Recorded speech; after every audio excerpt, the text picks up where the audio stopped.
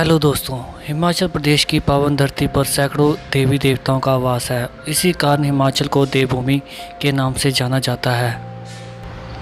यहाँ अनेक प्रकार की शैलियों से बने मंदिर और कई रहस्यमय गुफा मंदिर अपनी अलौकिक आभा से दुनिया भर से श्रद्धालुओं को आकर्षित करते हैं। आज मैं आपको एक ऐसे ही रहस्यमय और अलौकिक गुफा मंदिर के बारे में आपको बताने जा रहा हूं, जो कि हिमाचल प्रदेश के कांगड़ा जिले में ज्वाली उपमंडल के अंतर्गत पड़ने वाले गांव लोकपुर में स्थित है। ये कोटला कस्बा से महज 4 किलोमीटर की दूरी पर स्थित है। इस प्राचीन रहस्यमय और अलौकिक गुफा मंदिर का सीधा संबंध भगवान शिव से माना जाता है। इस मंदिर की ऐसी मान्यता है कि सतयुग में भगवान शिव ने साधु वेश में वहां तपस्या की थी। पहाड़ों के बीच घने जंगल में ये गुफा उस समय बहुत ही सुंदर थी। मान्यता के अनुसार गुफा के भीतर सोने से निर्मित 2 स्तंभ थे। कहा जाता है कि जिस समय यहाँ भगवान शिव तपस्या में लीन होते थे तो उनके ऊपर निरंतर शेषनाग के फन की छत्रछाया पड़ती रहती थी। उस शेषनाग के मुख से दूध की बूंदें भगवान शिव की जटाओं पर गिरती थी। एक दिन इस घने जंगल में एक भेड़ पालक भेड़ बकरियों को चराता हुआ गुफा के अंदर प्रवेश कर गया। गुफा के अंदर सोने से बने स्तंभ देखकर भेड़ पालक का मन लालच से भर गया।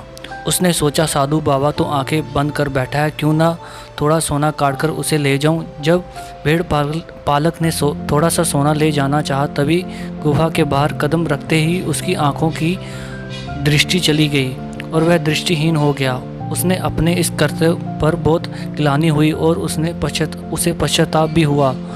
उसने वो चुराया हुआ सोने का टुकड़ा वापस गुफा में रखने का निश्चय किया। जैसे ही वह सोने का टुकड़ा गुफा के अंदर रखा तो उसकी आंखों की रोशनी आ गई।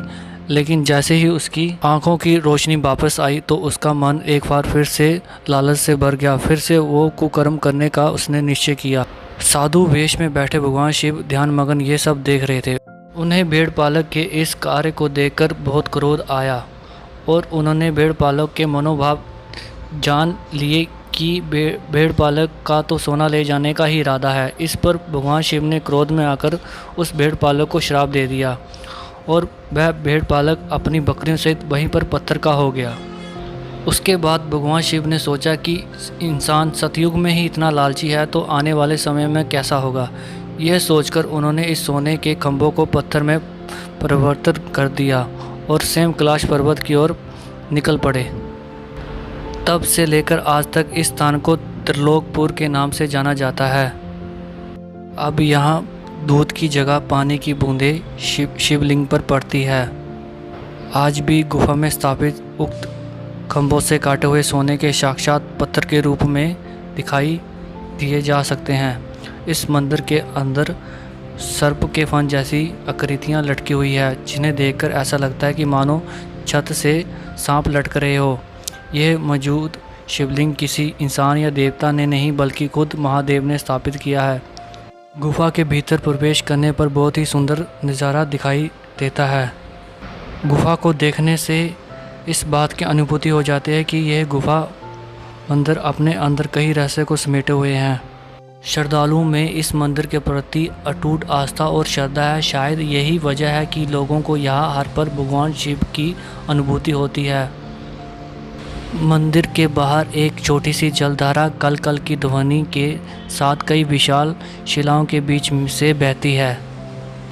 आज यहाँ भक्तों का तांता भी लगा रहता है और विशेषकर सावन माह में श्रद्धालुओं में विशेष उत्साह भी देखा जाता है। हिमाचल से संबंधित जानकारी के लिए चैनल को सब्सक्राइब करें और बेल आइकन को ज़रूर दबाएं। Thanks for watching.